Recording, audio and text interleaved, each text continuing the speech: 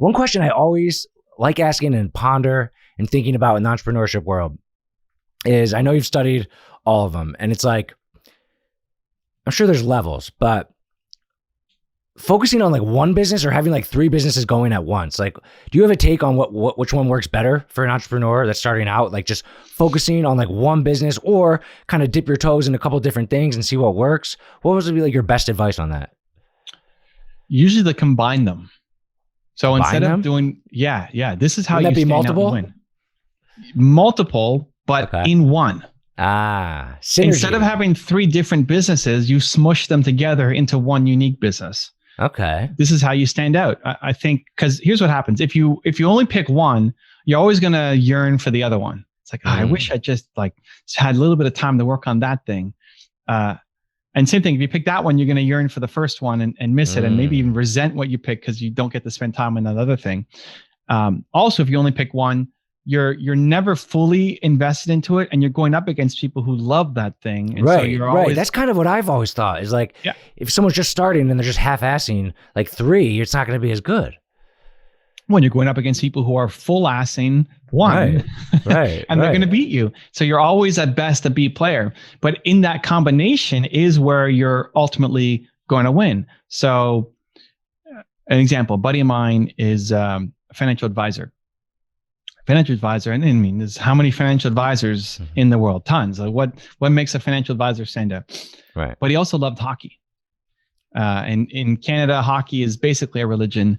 And he loved hockey. He's the kind of guy who could watch the same goal 8 times on ESPN replay, and it's still, wow, what a goal. And his wife thinks it's crazy. Like, you just saw it 7 times already. How are you still impressed by it? And so they'll seem like two totally different worlds, like hockey and financial advising. He's like, well, how do I smush them together? He ended up becoming the financial advisor for a lot of NHL hockey players.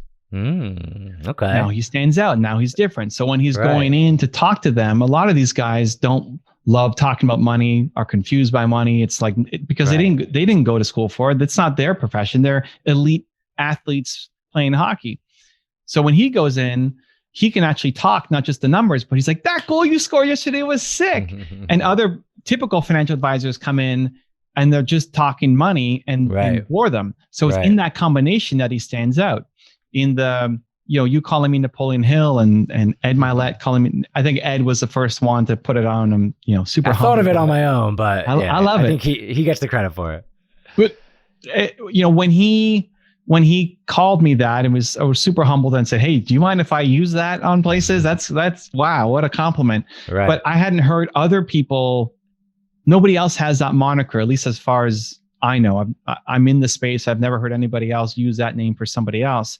And so that's what I do. Like, that's how I stand out. Right. I smush things together and have my unique way of doing it. So I'm doing the and.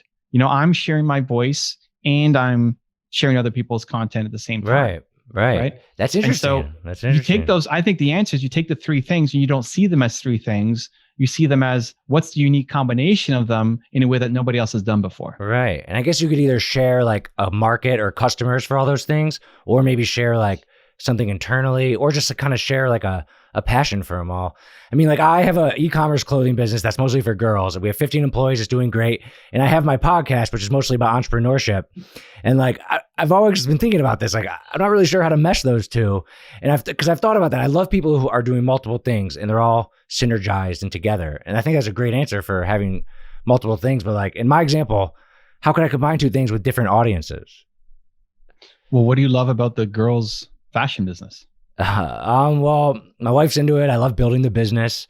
Like, I've learned to love the customers. I found a market for that business and it excites me every single day.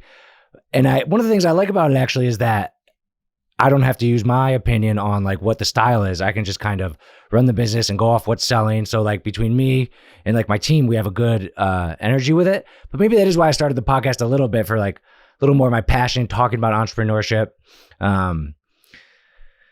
But I got to think about that one, how to mush those 2 together. Because I'm kind of, I see myself doing 2 separate things right now, but I love that. Smushing them together is a great way to look at it. Does your wife run that company, or you run the company? We honestly run the company together. Like, she does most of like the style, the picking the products.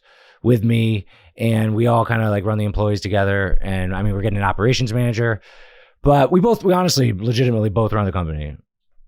So I mean, there's lots of ways to do it. Your interest is less in the clothing and picking the patterns and the sizes and seasonality, and more on the entrepreneurship challenges of building and scaling and growing and leadership and all that stuff. Hiring, So how do you then show that part off inside the clothing, right? So to be a brand that's not just about the latest fashion styles inside girls' clothing, but to also show the story of you and your wife. Yeah. And whether we're kind of doing that, actually. We have like a live show every Wednesday where me and her kind of show products, talk to the customers. So, but showing the dream, like, was it your wife's dream? Was it your dream? Who came up with this idea? I mean, I started like a t-shirt business, and she kind of got involved, and then she started marketing more towards girls, and I saw that was working. And then we found this very specific monogram niche, and we found an awesome niche, and we kind of just went after it, and it's been like growing huge over the past like 3 years. So, why she picked that, why she's into it, like it's her story for picking, and why she loves this monogram versus the other one. And then for you, it's supporting her, and how do husband and wives work together, and how can you be, parents and running the company at the same time? I mean, all of this stuff feeds into the story. So now I'm not just buying another piece of clothing. I'm buying the soul of something that I can connect to. I love that. Meshing them together. That's probably the best answer I've ever got to that. Some people say like build up your first thing first, and then once you have enough resources, but I love that synergy to it. So that's awesome.